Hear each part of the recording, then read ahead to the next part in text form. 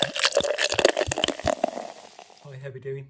Nick from Beer-Gineers here, and next up for review we have got a double IPA from the mighty Overtone, and this is 99 IBUs, coming in at 8%, and there is a double thing going on there with that name. Obviously it's a pun on 99 Red Balloons, yeah, that number one from the 1980s, and 99 IBUs. Well, IBUs, forgive me for mansplaining, but to the uninitiated, if there are any uninitiated people watching this, IBU is the International Bittering Unit, so effectively, it's how bitter the beer is. So typically, I think a lager is something like 15 to 20, and sort of in the last I think it was about 10 years ago, 8 years ago, there was like a race to be the most bitter.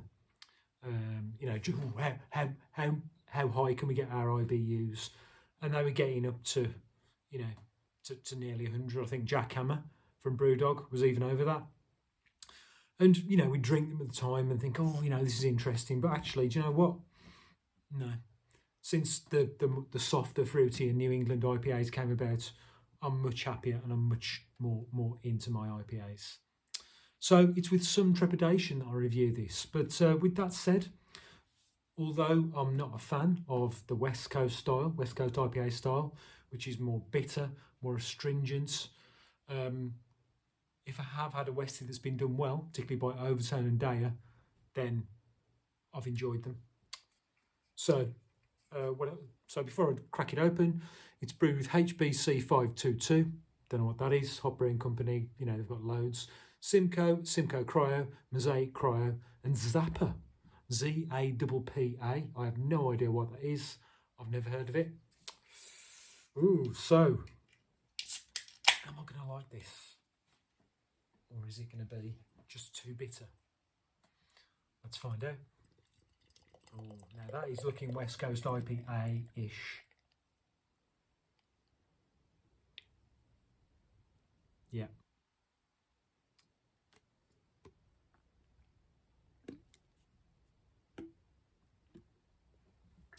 So, it's a golden, deep, orangey amber beer. Good levels of carbonation moving up the glass. We've got 1.5 fingers of loose white head. I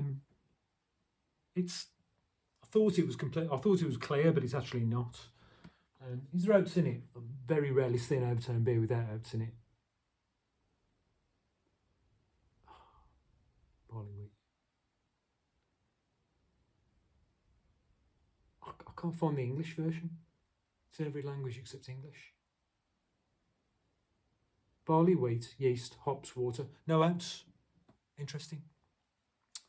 Okay, so that'll be what. So that's just literally the hop yield that we've got going on there. The hop haze.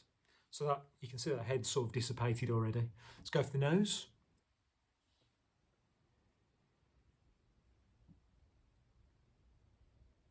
Okay, it's interesting. Get your nose in, Nick. So I'm getting a little bit of citrus, stone fruit. Not picking up any bitterness. Maybe a little bit of sweetness. It smells really nice. It smells like a New England IPA, to be honest with you. Not an overpowering aroma. Let's dive in. Chin chin.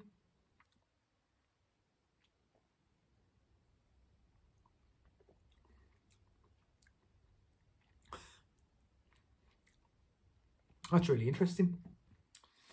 Ooh, okay, right, let's go through it in order then. First up, sort of a faint citrus, and then, yeah, it's bitter. The body is light. It's pretty quaffable actually. That bitterness is, it's not, okay, so it's strong. I won't lie to you. It is bitter, and as I let it linger in my mouth now after I've drunk it, that bitterness is lingering and expanding. But then it stops. Yeah, so it's nothing too much, nothing too excessive.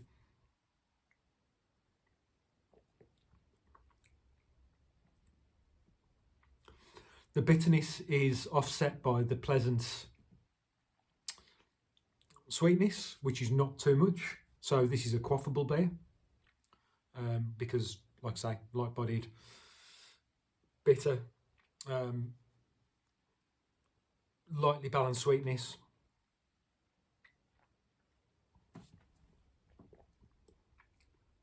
It's really well done. There's like an earthy undertone as well, bit of dankness, which is nice and adding to the experience. The Simcoe and Simcoe. That's, yeah, I'm guessing that's a Simcoe coming through them.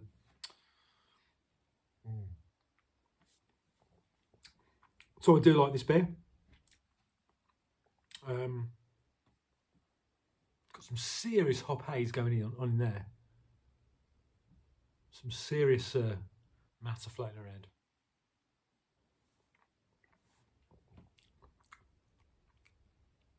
Whoa, yeah. That is bitter. So I would say, yeah, Overtone, well done. Yeah, it's a quality beer. If you like the more bitter end, if you like Westies, I would say that's a really, really well done Westie, to be honest with you. Although it hasn't really got Simcoe hops in. Sorry, hasn't got West Coast hops in. It's got. I need to start drinking. So yeah, interesting. So Simcoe must be one of those hops that's, you know, we can go either way. So I'm wondering where all that bitterness is coming from then. It must be coming from the HBC 522, whatever that is, and the Zappa. I'll have to look that up. Ratings.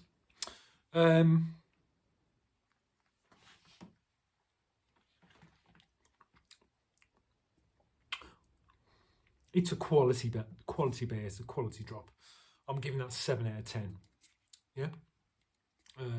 So I would drink it again. It's not up there with the very best. That's just because, you know, like I say, it's a full. But for a bitter style beer, that is right up there. And the only reason it's not higher is because I prefer the softer sort of fruity end.